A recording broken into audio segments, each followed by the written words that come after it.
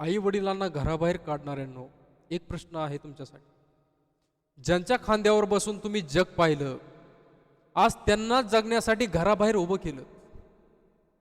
लहानपणी तुम्ही पडलात की सगळ्यात आधी धावून कोण आलं होतं?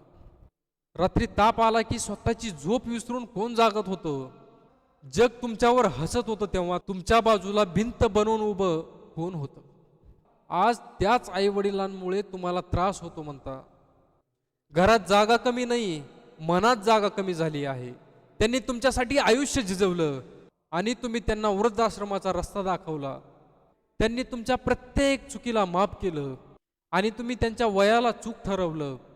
मित्रांनो, आई वडील ओझं नसतात, ओझं असतं ते आपलं बदललेलं मन. एक दिवस येईल, घर शांत असेल, त्यांचा आवाज ऐकू येणार नाही, रागावणं थांबेल, विचारणं थांबेल, जेवलास का हा प्रश्न कायमचा थांबेल. आणि त्या दिवशी घर मोठं असेल, पैसे असतील, पण त्या हाताची ऊब नसेल. ज्यांना आज तुम्ही सोडलं त्यांच्या फोटोसमोर उभं राहून माफी मागण्याची वेळ येऊ देऊ नका. एक दिवस घरात सगळं असेल, पण त्यांचा आवाज नसेल.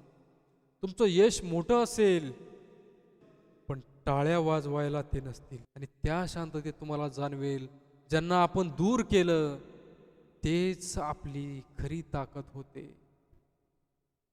तीच आपली खरी छत्रछाया होती.